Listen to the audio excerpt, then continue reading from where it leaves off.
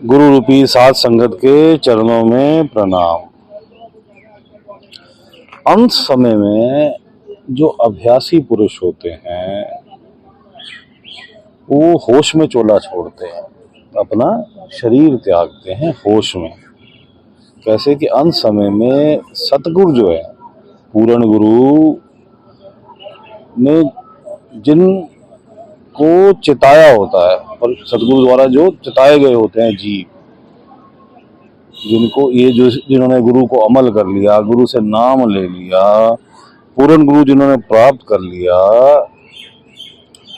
उसको उनको यम लेने नहीं आते,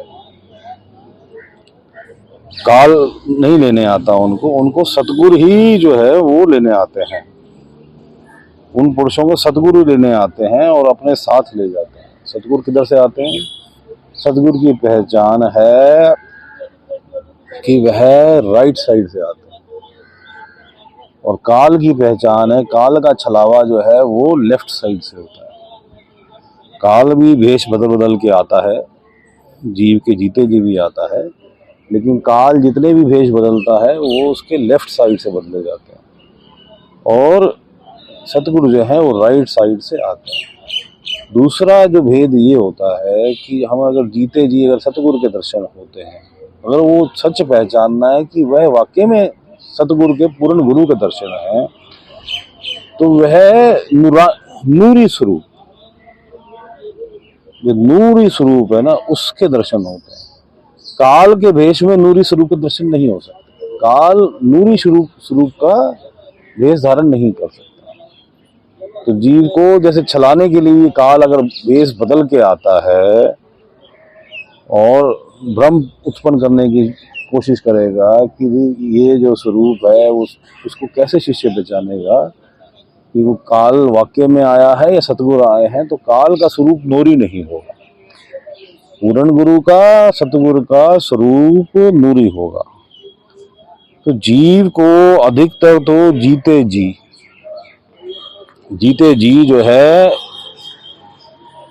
पूर्ण गुरु के दर्शन होते हैं। और पूर्ण गुरु क्या है? गुरु परमेश्वर एको जान। पूर्ण गुरु परमेश्वर का ही स्वरूप है, और जीव को पूर्ण गुरु ही जीते जी बाह पकड़ के सब लोगों का से पार कराते हैं। जो काल की रुकावटें हैं, चाहे जीव जो है वह शुरू होता है चलना, सहस्रार पे पहुंचता है, सहस्रार से त्रिकुटी है, त्रिकुटी से श्वेत शून्य है, शून्य है, महाशून्य है, उसके बाद भंवर गुफा, भंवर गुफा के बाद सच्चखंड, सतपुरुष का देश।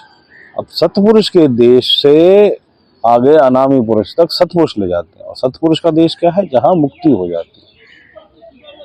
सतपुरुष सच्चखंड को कहते हैं हम, गांधी जी क्या कहते हैं? सच्चखंड। तो जीव जो है पूरा जो सिस्टम है आंतरिक जो है वो जीते जी देख लेते हैं अधिकतर पुरुष। कुछ कुछ विरले जीव रह जाते हैं जिनको गुरु लेने जो है वो अंत काल में ही आते हैं। अंत समय में अगर वो गुरु का ध्यान लग जाता है, गुरु की कृपा हो जाती है, तो गुरु जो है स्वयं आके राइट साइड से नूरी स्वरूप में उस जीव आत्मा को ले जाते हैं। काल साइड में खड़ा रहता है, काल गुरु के आगे कुछ नहीं कर सकता, काल की नहीं चलती। गुरु परमेश्वर एको जान। इसलिए हे जीव, तू जीते जी मुक्त होने की रास्ते पे चल, जीते जी मुक्त हो जा।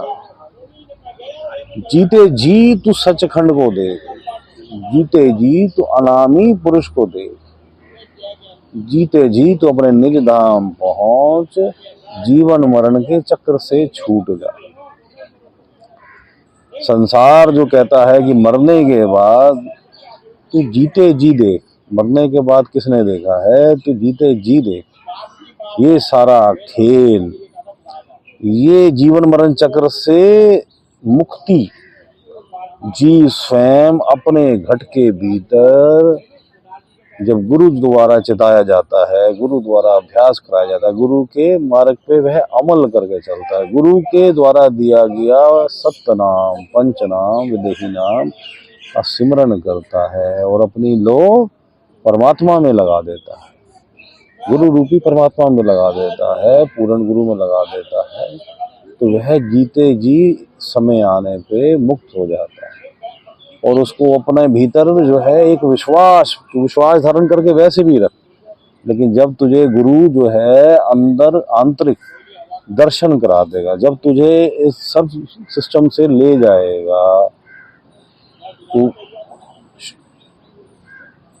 काल के देश जो है सहस्त्रार को पार कर लेगा, त्रिकुटी को पार कर लेगा, मानसरोवर में जब तू डुबकी लगा लेगा, आत्मा जो है मन जब पीछे छूट जाएगा, जहाँ पे माया छूट जाएगी, जहाँ पे प्रकृति छूट जाएगी, जहाँ पे तत्व छूट जाएंगे, जहाँ पे गुण छूट जाएंगे और आत्मा अलफ नंगी केवल आत्मा जो है वह 12 सूरज जितनी प्रकाशमान हो जाएगी। आगे की यात्रा गुरु द्वारा शून्य, महाशून्य और भंवर गुफा से गुरु तुझे पार कराए। ये सारा खेल तू अपनी आंतरिक आंखों से स्वयं देखे और स्वयं ही तू इस सफर को तय करेगा। किसकी कृपा से? परमात्मा की कृपा से, गुरु रूपी परमात्मा, पूर्ण गुरु की कृपा से। और पूर्ण गुरु तेरी बाह पकड़ के ले जाएगा। जो हम सुनते हैं जी, बाह पकड़ मोहे उभारो, ये सत्य है। गुरु बाह पकड़ के ही उभारता है। और क्या कहता है, जहां काल डिस्टर्बेंस क्रिएट कर रहा होता है कि हे जीव, तू जो है मेरे द्वारा दिया हुआ सत्य नाम जो है, तो 5 अक्षर का पंच नाम है, उसका सिमरन कर, ताकि तुझे जो है ये जो जीव काल की रुकावटें हैं, काल के प्रलोभन हैं, काल के छलावे हैं, काल का डरावे हैं, ये तुझे रोक ना पाए। काल की करोड़ों अरबों बाजुएं हैं जो रोकेंगी तुझे, वह तुझे रोक ना पाए। तू निकल जा। गुरु कहेगा इस पे ध्यान मत दे, बस तू नाम सिमर। इसलिए कहते हैं ना, नाम सिमर अंत काल पछताएगा। परमात्मा का सच्चा नाम ले। अगर तूने परमात्मा का सच्चा नाम नहीं लिया, सत्य नाम नहीं लिया, पूर्ण नाम नहीं लिया, पंच नाम नहीं लिया, तो अंत काल में तुझे काल लेने आएगा, फिर गुरु नहीं आएगा। इस मार्ग पे चल। और ये खेल संभव है, ये सत्य मान, यही सत्य है। बाकी ये संसार जो तुझे काल चलावे में दिखा रहा है, ये झूठ है, झूठा ये संसार है। कूड़ माया, कूड़ राजा, कूड़ प्रजा, कूड़ ये संसार, झूठा है ये राजा जो तुझे दिख रहा है, झूठा है ये संसार, ये प्रजा भी झूठी है। ये सारा खेल जो है ये झूठा है। ये पानी के बुलबुले की प्रकार जो है, जल का बुलबुला उठता है और क्षण भर में फट जाता है, इसी प्रकार ये संसार भी स्वप्न मात्र है। तो इस स्वप्न से बाहर निकल, पूर्ण गुरु का हाथ पकड़।